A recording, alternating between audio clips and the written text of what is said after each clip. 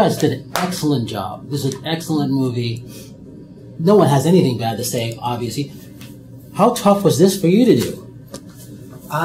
This is the first film for me. I know. Yeah, I'd never made one before, but I was in Clark's band there for a while. I was the drummer in his band, and that's how I got to know Clark originally, and we became really, really good friends, and we've been friends for almost 7 years before we started filming, and so I was actually surfing with a buddy, and who's Adam Hart, who's the cinematographer for the film, and we came up with the idea in the surf, and got a camera, bought a plane ticket, and then flew out to America and started filming with Clark, and we were learning as we were going on how to make a film. And so it wasn't. We just had the good gut feeling that we should be doing this, but we didn't have the know-how at the beginning, and then we slowly worked it out. Go Australia. Love you guys. Here's the thing. You set out to make one movie, ended up making another, didn't you? Yes. Talk about that aspect. Well, it originally, the core idea had come from an Australian film channel wanting to do a film about myself and Clark's friendship, but that fell through. They didn't have the funding to execute it, and that's when we were surfing, and I was explaining this to Adam, and he said, well, we'll just try and do it ourselves, but we'll focus on Clark.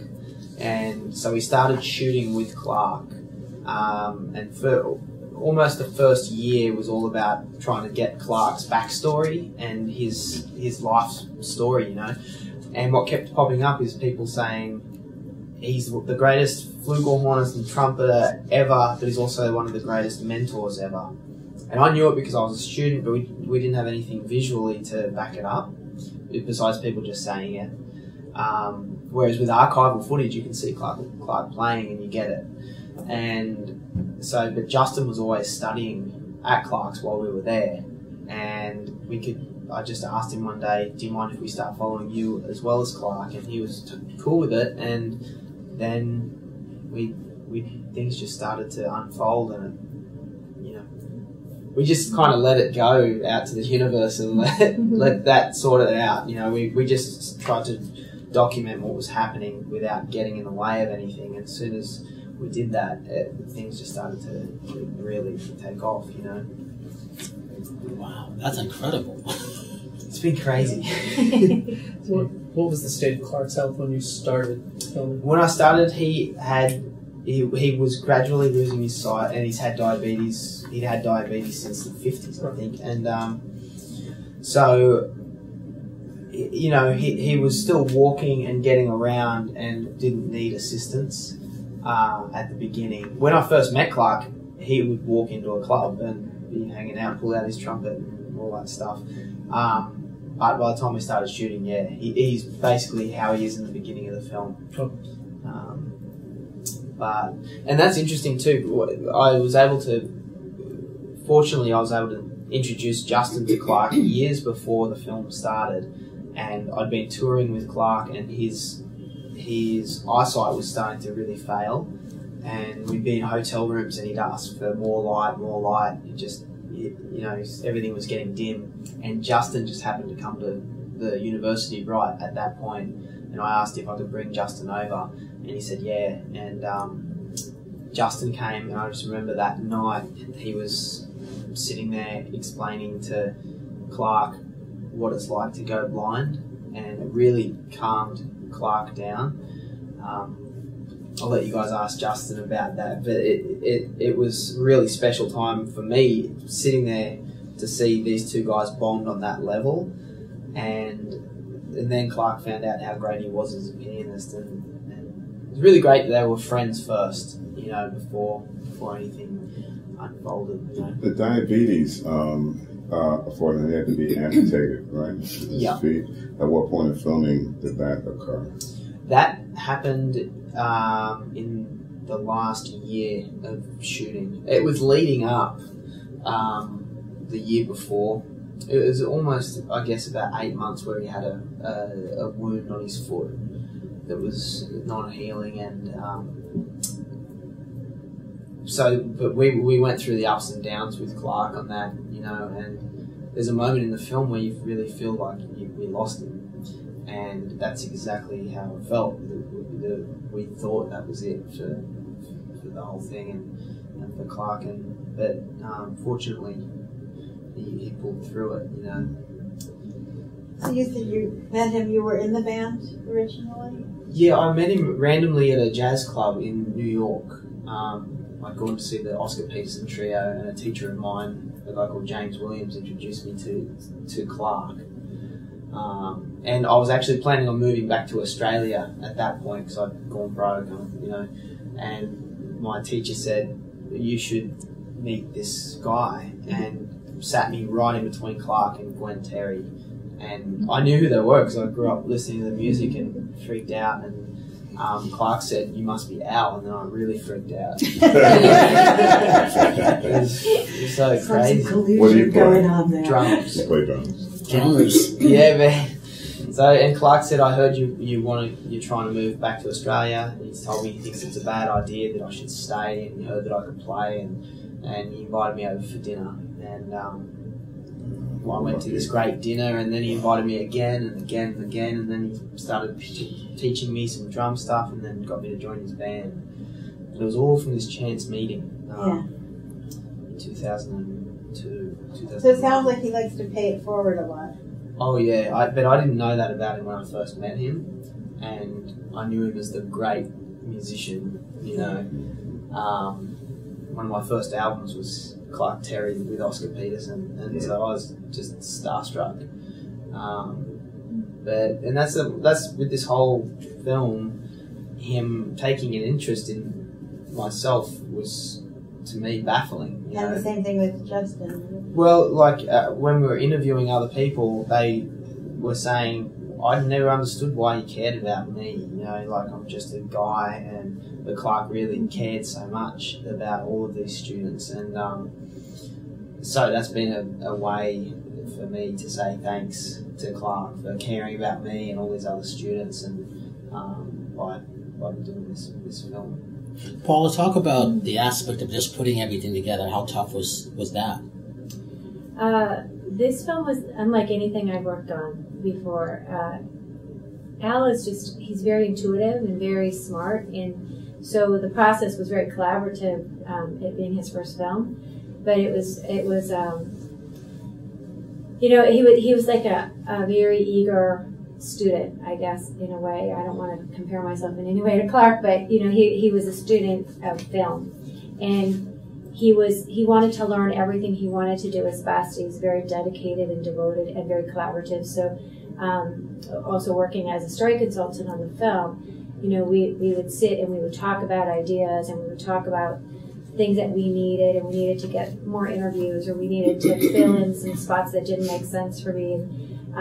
You know, and Al knew the footage so well. They had 350 hours of shot footage plus 100 hours of archival and other pieces that they had. He knew what was in there because he lived it all. And so he would say, I remember talking to somebody who knew about this, and you know, so he could go and find these pieces. But there's just no ego in this process. There's no ego on this film.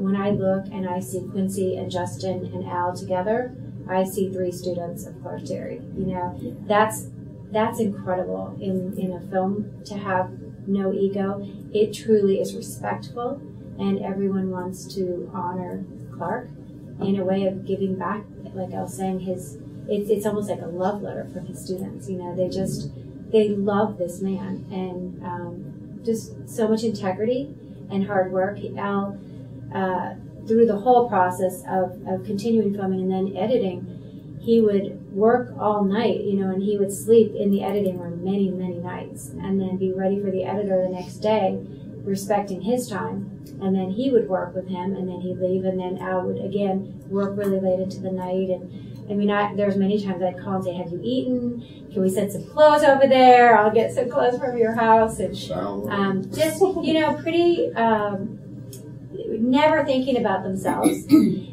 and that's unusual, just as human beings. It was really, willing to live in my basement, with my family, just because we didn't have money to put them up, and they moved to Colorado where I live to do the film.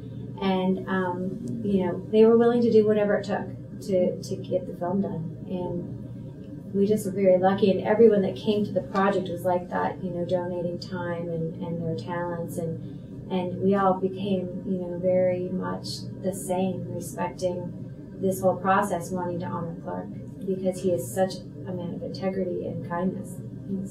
How does a surfer make a movie that's never made a movie before, make an excellent movie, which will probably be up for Oscar consideration? How do you do that? And the reason I say that, because I went to go see the movie, knew the title of it, didn't know anything what I was seeing. At the end, we all stood up and clapped. And this is critics. These guys are tough. They all stood up and clapped. And I was happy for you. And I'm like, I don't even know who this guy is. But I knew you did an excellent movie. You have to tell him how we met. It's crazy. Thanks, mate. I like you even more because you're a drummer now.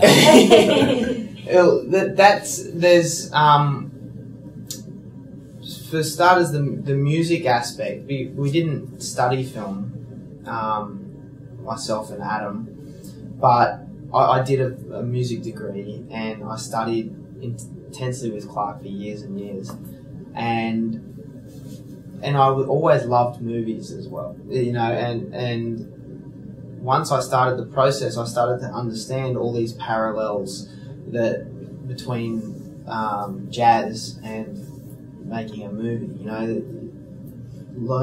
Honing your skills in improvisation it's so risky. Everything's you're taking risks constantly, and you're critiquing your development, and that's how I've approached the filmmaking process. We'd shoot, and then we'd review and see what we could do better. And another thing Clark taught me is whenever you hit a wall, you've got to start firing off questions to try and get around it, find out how to work out that problem quick, smart, so you can keep your momentum. And so that's what I do.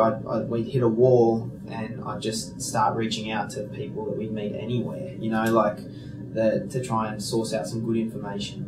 And one of those times, we had shot for 3 years, nearly, maybe 2.5 years, and we hit one of those walls where we're like, we don't know what to do now. And the way we were funding it was like me and Ad would work for 3 months, and then shoot for 3 months, go broke, work for 3 months, shoot for 3 months, go broke. We just did that over and over. And so anyways, we hit this moment where we're like, well now we're close to the end of this, what we envision as a story, but we don't know what to do next. And so I figured that everybody would be in Sundance, like Sundance Film Festival was coming up, and so I was like, oh man, that's a great place to try and meet a producer. Somebody had told us that we should try and find a producer. So we were broke, so I sold one of my surfboards, which was close to the price of a plane fare, and went to Sundance and stayed there. I was talking about this today, actually, under this guy's kitchen table for a week and a half, and just walked up and down the road and asked people if they'd like to see some footage, and trying to find a producer. And I was lucky enough to get tickets to Chasing Ice, the documentary that Paula also produced. And Paula was there, and she was on the stage, and I talked to a bunch of producers that week, and I didn't get any kind of feeling from them. And I saw Paula, and it was like, that is the person. And just from the way, like the respectful nature, but really, it was really nice to amazing thing to see how she ran everything. And I didn't even get to speak to her. I couldn't get to her that night because it was the premiere. And so I got her phone number and started calling. And it's not your typical way of finding a job for your next project. And I ended up cutting a trailer together and sent it to Paula, and she called me at like 6:30 in the morning on a Sunday, and then that's it. That was the beginning. She said that she was interested, and I called up Ad, the cinematographer, and he was in Australia, and I said, mate, there's this producer that's interested, and he goes, no worries, and he got on the next flight. It came straight, it was the same day, and then we drove out to Colorado and we moved there and lived with Paula. The kitchen table? What's that? Yeah, we gave him the basement. You gave him the basement. You got the basement. You had a bed. It was good, and that's another thing that Clark also talked about a lot, was how to put together a band. You know, he was constantly on my case about, you have to surround yourself with the best people possible, and it's going to not only make you sound better, but you know, every single person's going to sound better, and you're going to come out with a better product. And so I kept that in mind a lot of, you know, because there was other people trying to get in, but if they didn't have the right thing that like Clark would appreciate, that they weren't coming near it, and Paula just had that thing, and it's been so good, you know. So it's really interesting, because if you look at Chasing Ice and The Cove, I mean, those are such externally oriented movies, completely different in nature. But this movie is so intimate and so personal and goes so deep in an inward sense. It's interesting to me that you sort of went straight to the heart in each other. I was so drawn to that. I was just completely, when I saw some footage, that's why I was texting him right away, can we talk? And I just instantly cared about Clark and Justin, and I just was so, I had a million questions. You know, we talked for like 6 hours on the phone. And I kept saying to my husband, don't worry, I'm not going to do another film yet. I'm just going to help these guys, you know, I'm just going to help them a little bit. But how could you not? You know, when you start seeing and you meet them and you talk to them, and you just want to be a part of it, and it's a privilege really to be a part of this film, because it is very pure in its purpose, you know, and that to me is just, you know, I guess it's time to retire, right? I don't know if it gets any better than that, but I was very drawn to the human aspect of it. And Paula runs a charity full-time as well called There With Care, that helps. What is it? It's called There With Care, okay. And we help families with critically ill children. Oh. And so I started it 10 years ago, and have another chapter in the Bay Area, and one's coming to LA. So, you know, that, to me, this film felt more like me than the others, because, not that it's me, but I just felt this is really more of my passion, you know, about caring for people, and Clark is so caring, and I connected to Clark and Gwen so much in that way. And I kept saying to Al, I really want to help, but I don't want to make a jazz movie. I want to make a movie about inspiring people and good people doing good things. And he said, me too, mate, that's what I want. So it seemed like a good partnership. This is Paula's first-time director in a row. Oh my goodness. Yeah. Well, she's teaching, mentoring too, I guess, in a way. In a huge way. Yeah. In a huge way. Yeah. We're just going to wrap it up. And then we'll have press, excuse me to interrupt, we'll have press switch rooms. Okay. Was there any footage that Clark didn't want to film? Clark was so open with myself and Adam, and he once, like, because we'd been such good friends for so long, and he'd been teaching me, he had 100% trust in myself, and there's things that I opted to pull, you know, so he never said I don't want this or I don't want that. Yeah, just considering what you included. Yeah. Yeah. So intimate, isn't it? And because we would live with them, you know, we'd be living with them the whole time, and another thing, like the way we ended up shooting a lot of the time. So most of the stuff with Clark, he's a night owl, you know, and your regular documentary crew wouldn't be able to handle that sort of thing. But lucky is my mate Ad, you know, who could just handle anything, and he would sleep on the couch with his monopod, strapped across him, and he'd have all of his backup cards and everything prepped and ready to go. And I'd hear Justin get up in the middle of the night, and he'd do this almost every night, and walk and sneak into Clark's room, and they'd start jamming. And I'd just tap Ad on the head and say, let's go. And he's like, cool, up. And then within a minute, we're shooting, and a lot of those scenes in the film are those moments, like straight after we start rolling.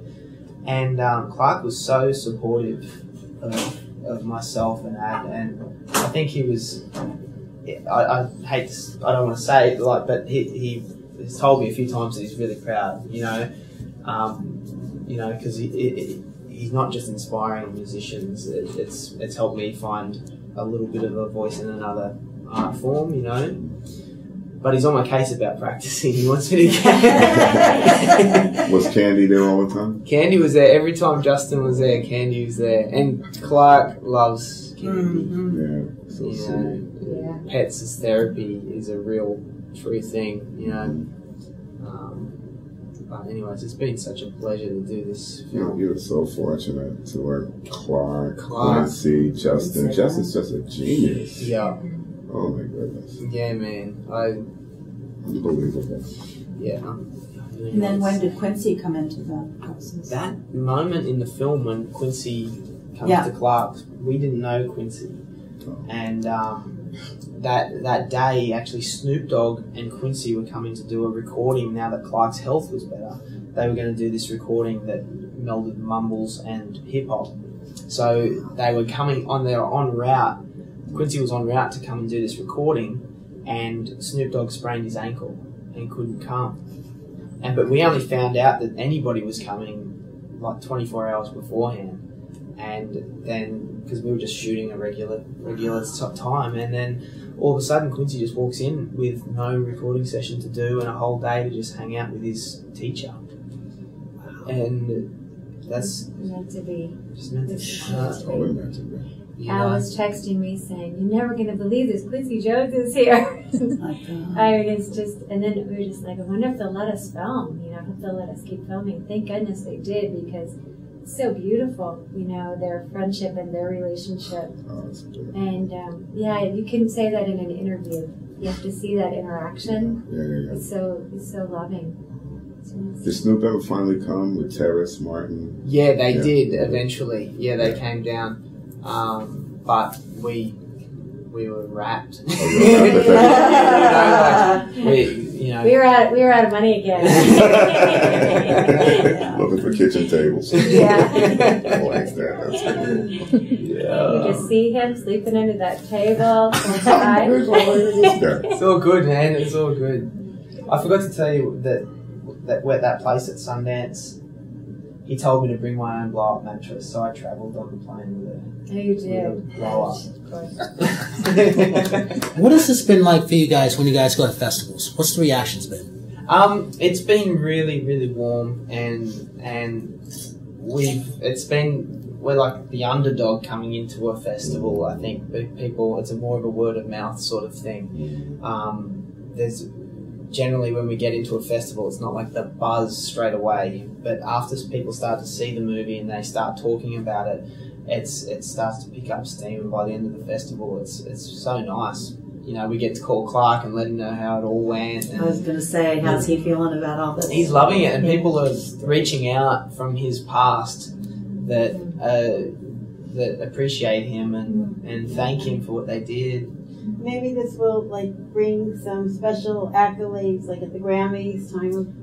We hope so. That they could honor him and show footage of the film. That'd be amazing. We're just happy we're here with you guys. I mean, but it's an idea to pursue that's coming up this coming year. Yeah. That would be absolutely amazing. Something like that would probably manifest if, God forbid, Clark would have passed. But even while he's alive, it's better. That's the good thing right now is that he is. While we are so happy that Clark's still here because we can share it with him. And he loves hearing about everything. We'll call him again tomorrow. And we called him in Telluride, and on the couch it was Al, Quincy, and Justin calling him. And it was so sweet, and he was so happy, and you know, they were telling him about how the audiences were crying and they loved the film, and he's just so humble, you know, and of course he just says, beautiful, that's beautiful, you know, and it's really nice to be able to call Clark. Yeah. And Gwen too. And we're about to release the soundtrack as well. It's coming out when we release the film in New York. And Clark is rapt about that. Yeah. He's so happy about that. And Who's producing the soundtrack? Quincy. Yeah. Of course. And like you were saying, how it's kind of the soundtrack of Clark. Well, yeah. Yeah. So as you know, like I spent all those years with Clark, I got to know his music and the songs that he loved to listen to, because we just sit down and listen to record after record of his music. You know, it was just so good, and so I kept that in mind when I was piecing together scenes. I had this like 200 song wish list to get into the movie of Clark's favourite songs, and that's what the best of that ended up getting into the film. And when you were listening to the music, was it on vinyl? At Clark's, yes. Yeah. Yeah. So I good. remember. So good. You'll have so much footage for DVD bonuses. Yeah, there's going to be some really great He stuff. will. There is some really good stuff. We actually found a lot of footage in Clark's basement that yeah. is going to be on the DVD. Wow. Thank you Thank so you much. all so much.